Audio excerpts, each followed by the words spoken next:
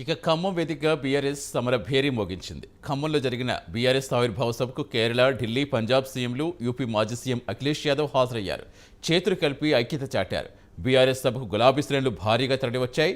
దేశ్ key నేత కేసీఆర్ నినాదాలతో సభా ప్రాంగణం హోరెత్తింది. కేంద్ర సర్కార్ విధానాలపై నేతలు విరుచుకుపడ్డారు.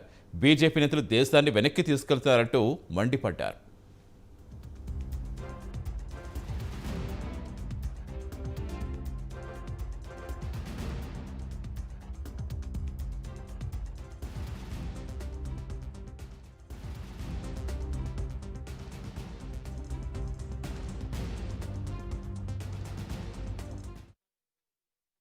మహిళా అభ్యుదయం ఏ సమాజాలలో మహిళల పాత్ర అన్ని రంగాల్లోకి ఆహ్వానించినరో ఆ దేశాలు చాలా బాగుపడ్డాయి.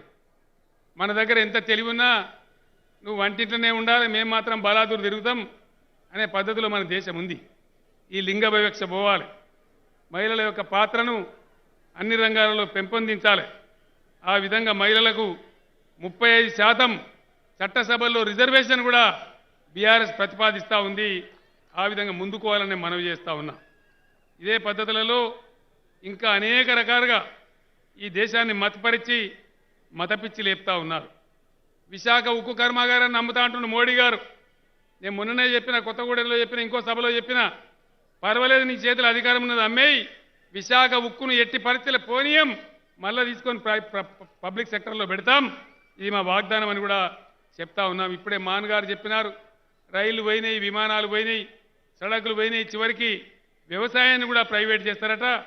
వ్యవసాయాన్ని కూడా ప్రైవేటైజ్ చేసి మన భూములు దానిలో పెట్టి కార్పొరేట్ గద్దలకిచ్చి దానిలో మనమే జీతాలు ఉండే పరిస్థితికి తీసుకొచ్చే కుట్ర కూడా జరుగుతూ ఉంది. నేను మీ అందరినీ ప్రార్థించేది ఒకటే, జ్ఞానం మనకు లేకపోవచ్చు. ఇప్పుడే అరవింద్ గారు చెప్పినారు, భగవంత్ మాన్ గారు చెప్పినారు, జ్ఞానం సొంతంగా ఉండాల్సిన అవసరం లేదు. జ్ఞానం ఎక్కడ దొరికితే అక్కడి నుంచి స్వీకరించాలి. పొరుగునే ఉన్న చైనా ఏ విధంగా ఈరోజు ప్రపంచాన్ని శాసిస్తూ ఉంది. 1980 వరకు మనకన్నా తక్కువ జీడిపి ఉన్నటువంటి చైనా, అణుబాంబు దెబ్బతిని తేరుకొని మళ్ళీ కోరుకున్న జపాన్ ఈరోజు ప్రపంచంలో అద్భుతమైన మేటి దేశంగా వెలుగొందుతూ ఉన్నది. ఏమీ లేని సింగపూర్ అద్భుతమైన ఆర్థిక సౌష్ఠవంతో మన కళ్ళ ముందు కనపడతా ఉన్నది. దక్షిణ కొరియా కానీ, మలేషియా కానీ, ఇంకా ఎన్నో దేశాలు ఉదాహరణలు ఉన్నాయి. అదే పద్ధతిలో మన దేశం కూడా ముందుకోవాలని కోరుతోంది ఈరోజు బీఆర్ఎస్ పార్టీ అని మనవి చేస్తూ ఉన్నా. అదేవిధంగా మిషన్ భగీరథతోని మనం ధూపదెత్తుకున్నాం. ఇప్పుడే చెప్పినారు అరవింద్ కేజ్రీవాల్ గారు, వారికి ధన్యవాదాలు చెప్తా ఉన్నా. మంచినీళ్ళు కూడా ఇయ్యరాదా కేంద్ర ప్రభుత్వానికి? ఇంత పెద్ద ప్రధానమంత్రి, ఇంత పొడుగు, ఇంత దొడ్డు అని చెప్తే మంచినీళ్ళు ఇచ్చే శాత కాదా? గడా గడా బడా బడా బడా లొల్లి ఎందుకా? నాకు అర్థం కాదు. పనికి మాలిన లొల్లి. మంచినీళ్ళే శాత కాదా? ఏమడుగుతారు ప్రజలు? మంచినీళ్ళే కదా.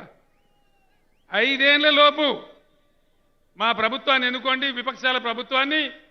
మిషన్ భగీరథ లాగానే ప్రతి ఇంటికి బ్రహ్మాండంగా నల్లాబెట్టి శుద్ధమైన మంచినీటి జలాలు దేశవ్యాప్తంగా అందించేదే బీఆర్ఎస్ పాలసీ అని కూడా ఈ సందర్భంగా నేను మనవి చేస్తా ఉన్నా. నిరుద్యోగ సమస్యను నివారించడానికి బ్రహ్మాండమైన ఐటీ పారిశ్రామిక రంగాన్ని కూడా ఆవిష్కరించే అవకాశం ఉంది. మన దగ్గర make in India, joke in India అయిపోయింది. మేక్ ఇన్ ఇండియా ఉంటుంది కానీ పేటకొకటి పూటకొకటి చైనా బజార్లు ఉంటాయి. మొన్న ఆయన ఫోన్ చేసిండు, సార్ నువ్వు ఉపన్యాసంలో చెప్తే నాకు సిగ్గు అనిపించింది, చైనా బజార్ పేరు తీసి భారత బజార్ అని పెట్టుకున్నా సార్ అని చెప్తుండు.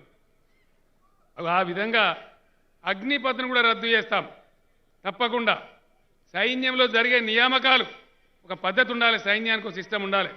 దానిలో కూడా ఏలు పెట్టి తెలివి తక్కువ విధానంతో అగ్నిపథ్ అనే పేరు పెట్టినారు. దాన్ని కూడా రేపు విపక్షాల ప్రభుత్వం రద్దు చేసి తీరుతుంది ఖచ్చితంగా. బీఆర్ఎస్ ఆధ్వర్యంలో పాత పద్ధతులనే కొనసాగిస్తామని నేను మనవి చేస్తా ఉన్నా. అదేవిధంగా పెద్దలందరూ కూడా చెప్పారు, ఏ రకంగా ప్రతిపక్షాలను వేధిస్తున్నారో, ఏ రకంగా తమ వైఫల్యాలను, తమ అసమర్థతను, తమ చేతగానితనాన్ని కప్పిపుచ్చుకోవడానికి ఈరోజు మత విద్వేష మంటలు లేపుతా ఉన్నారు. మతం మత్తులో యువతను చెడగొట్టే ప్రయత్నం చేస్తూ ఉన్నారు. నేను ఒక్కటే మాట మనవి చేస్తా ఉన్నా, దయించి వేస్తుంటే ఎవరి కోసం మనం సహించాలి, ఎందుకోసం సహించాలి? కాబట్టి దయచేసి కర్షక వీరులకు, కరెంటు కార్మికులకు, మహిళా సోదరీమణులకు, దళిత బిడ్డలకు అందరికి కూడా నేను ఒక్కటే మనవి చేస్తా ఉన్నా, అందరం ఏకమైతే ఈ మూర్ఖుల అసమర్థుల పాలనను తొలగించడం కష్టం కాదు.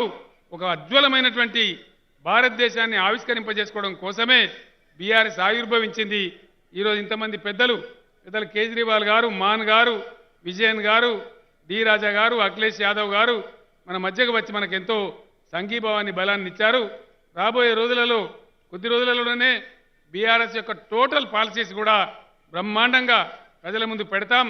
దాని మీద రిటైర్డ్ ఐఏఎస్ అధికారులు, మాజీ సుప్రీంకోర్టు జడ్జీలు ఒక 150 మంది పనిచేస్తూ ఉన్నారు. ఫైనల్ డ్రాఫ్టింగ్ జరుగుతూ ఉంది. అవన్నీ త్వరలోనే దేశం ముందు పెడతాం, చర్చకు పెడతాం. సిపిఐ, సిపిఎం లాంటి క్రియాశీల ప్రగతిశీల పార్టీలతో భారతదేశవ్యాప్తంగా బీఆర్ఎస్ కలిసి పనిచేస్తుంది. బ్రహ్మాండంగా ముందుకు పురోగమిస్తాం. అంతిమ విజయం మనదే మనదే మనదే. న్యాయం ధర్మం ఎప్పుడు గెలిచి తీరుతుందని మనవి చేస్తూ